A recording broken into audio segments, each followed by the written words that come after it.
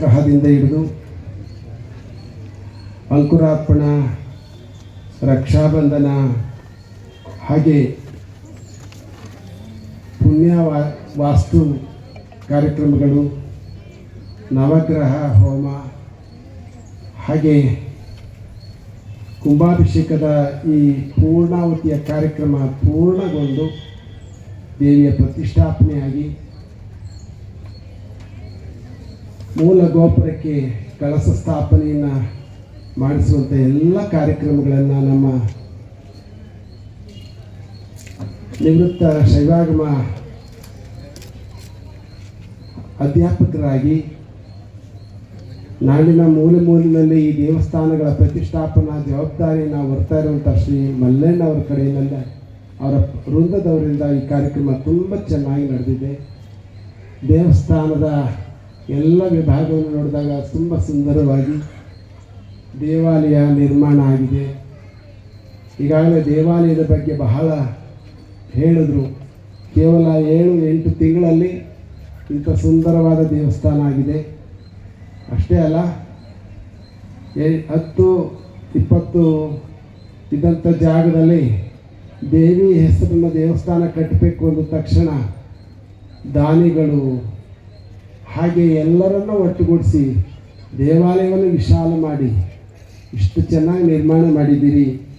ಇದು ಭಾವೈಕ್ಯತೆಯನ್ನು, ಎಲ್ಲರ ಮನಸ್ಸನ್ನು ವಿಶಾಲಗೊಳಿಸುವಂಥ ಒಳ್ಳೆಯ ಪವಿತ್ರ ಕಾರ್ಯಕ್ರಮವನ್ನು ನಮ್ಮ ಚಾಮುಂಡೇಶ್ವರಿ ಸೇವಾ ಟ್ರಸ್ಟ್ನವರು ಮಾಡಿರುವಂಥದ್ದು. ಇಂತಹ ಕಾರ್ಯಗಳಾಗಬೇಕು. ಯಾಕೆ ಅಂದರೆ ನಾವು ಜೀವನದಲ್ಲಿ ಹೇಗೋ ಬಂದ್ಬಿಟ್ಟಿದ್ದೀವಿ ಈ ಪ್ರಪಂಚಕ್ಕೆ. ಮತ್ತೆ ನಾವು ಇಲ್ಲಿಂದ ಎಲ್ಲಿಗೆ ಹೋಗ್ತೀವಿ ಅಂತ ಗೊತ್ತಿಲ್ಲ, ಎಲ್ಲಿಂದಲೋ ಬಂದ್ಬಿಟ್ಟಿದ್ದೀವಿ.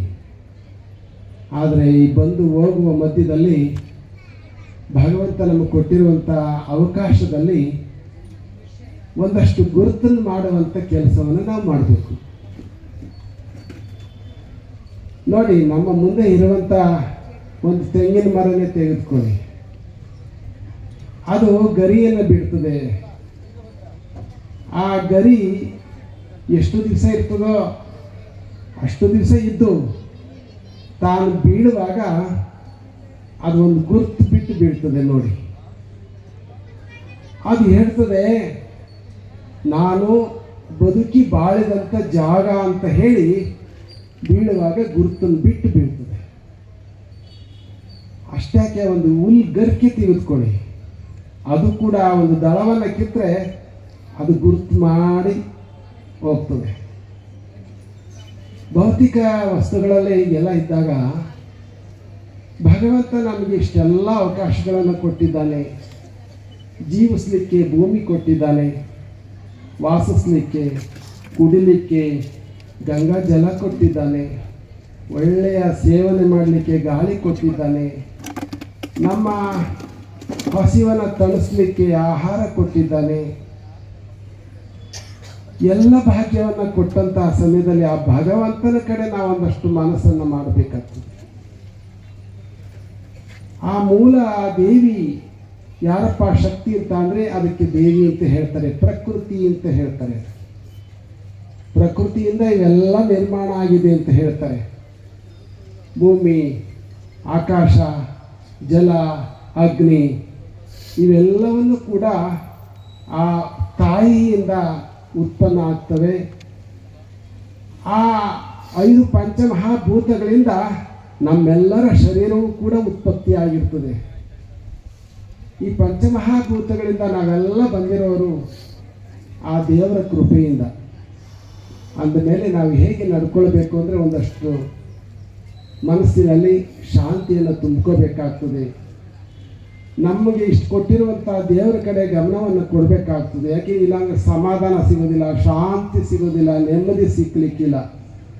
ಎಲ್ಲಾದರೂ ನೆಮ್ಮದಿ ಸಿಕ್ಕಬೇಕು ಅಂತ ಅಂದರೆ ಅಂಗಡಿಯಲ್ಲಿ ಕೊಂಡ್ಕೊಳ್ಳೋಕ್ಕಾಗೋದಿಲ್ಲ. ಅದಕ್ಕೆ ಬೆಲೆಯೇ ಇಲ್ಲ. ಅದೇನಾದರೂ ಇದ್ದರೆ ಶಾಂತಿ ನೆಮ್ಮದಿ ಅಂತ ಅಂದರೆ ನಮ್ಮ ಹೃನ್ ಮಂದಿರದಲ್ಲಿ.